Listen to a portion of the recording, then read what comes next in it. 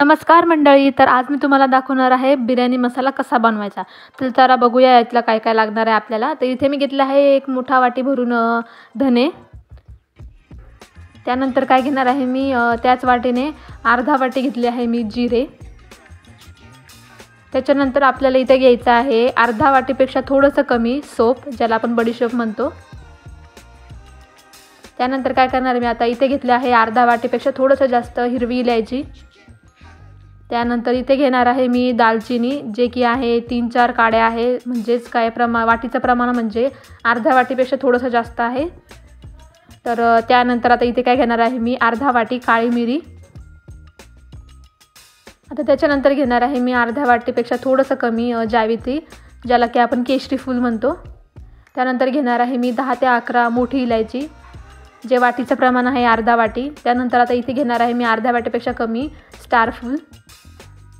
त्यानंतर काय घेणार आहे मी इथे अर्धा वाटी लवंग, हे अर्धा वाटीपेक्षा थोडंसं कमी आहे लवंग. त्यानंतर घेणार आहे मी 10 ते 12 तेजपान.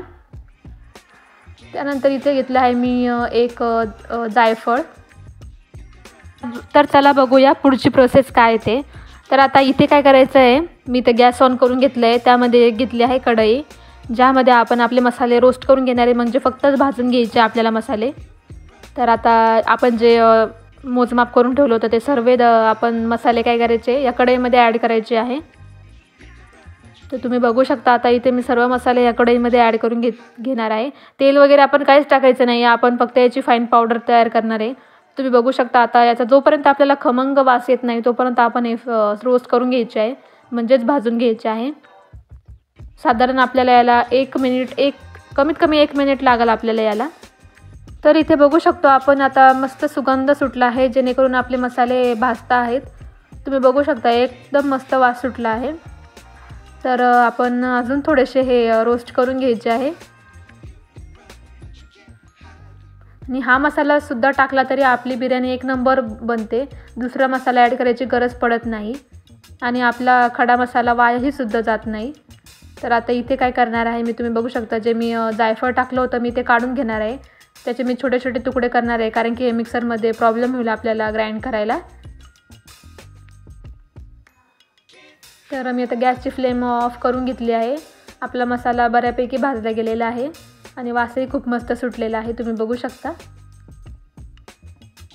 आता इथे मी जे जायफळ होतं त्याचे बारीक बारीक तुकडे करून घेतले आहे, जेणेकरून आपल्याला मिक्सरमध्ये प्रॉब्लेम होणार नाही. आता हा मसाला थंड होण्यासाठी आपण एका प्लेटमध्ये काढून घेऊया. तर तुम्ही बघू शकता आता हा आपल्याला थंड करून घ्यायचा आहे व्यवस्थित. तुम्ही बघू शकता आता मसाला आपल्या इथे थंड झाला आहे. तर मी काय करणार आहे, इथे एक मिक्सर ग्राइंड घेतलं आहे, त्यामध्ये मी आता हा मसाला टाकून घेणार आहे.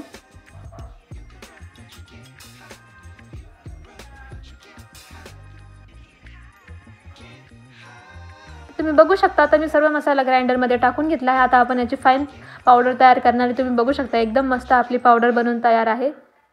जशी मार्केटमध्ये असते तशी सेम टू सेम आपण इथे पावडर बनवून तयार केली आहे, तुम्ही बघू शकता.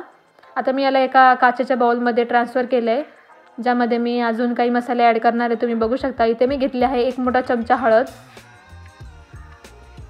त्यानंतर आता मी इथे घेणार आहे 2 मोठे चमचे लाल तिखट. आता हे व्यवस्थित मिक्स करून घ्यायचं आहे.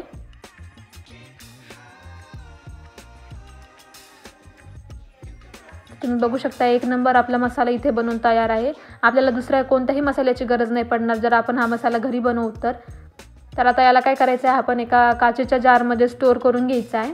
तर इथे मी घेतला आहे एक काचेचा जार, ज्यामध्ये आपण याला स्टोअर करून फ्रीजमध्ये आरामात ठेवू शकतो, जेणेकरून आपण 6-7 महिने हा आरामशीर वापरू शकतो. तुम्हीसुद्धा ही रेसिपी नक्की ट्राय करा आणि लवकरच मी या मसाल्यापासून बिर्याणी तयार करून तुम्हाला दाखवेल. तर इथे आपला मसाला बनवून तयार आहे. Thank you so much.